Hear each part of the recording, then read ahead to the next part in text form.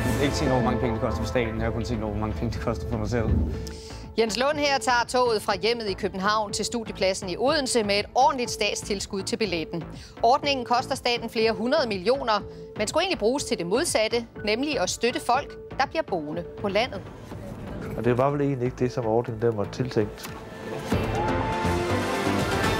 God aften. Ordningen med billige pendlerkort til studerende kostede sidste år Uddannelsesministeriet 198 millioner kroner.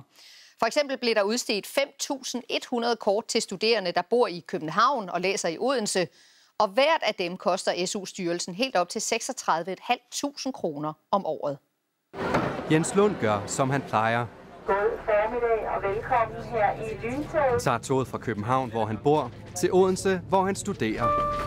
Hvis jeg boede i Odense, ville jeg alligevel tage til København i weekenderne, og jeg ville have svært ved at finde et sted at bo. DR har talt med en række pendlere, som afviser at bo i den by, hvor de studerer, fordi de synes, byen er for lille. Rent kulturelt tror jeg ikke, at det kan tilbyde mig lige så mange muligheder, som København kan.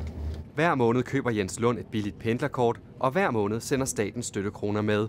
Det løber op i over 35.000 kroner om året, alene for hans kort. Og det var vel egentlig ikke det, som ordningen der var tiltænkt.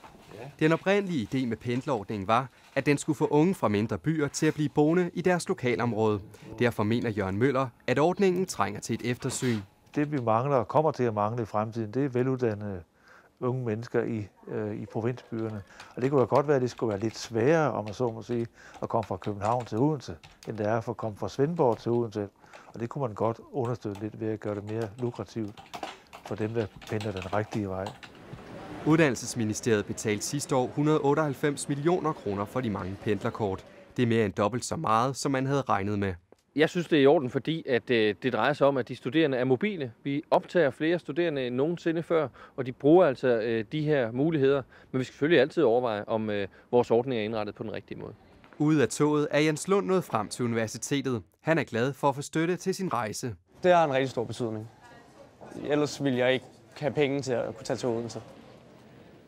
Sidste år blev der brugt 44,3 millioner kroner på pendlerkort til studerende, der bor i en af landets 4 største byer uden for hovedstaden. Det viser tal fra SU-styrelsen, skulle jeg lige tilføje.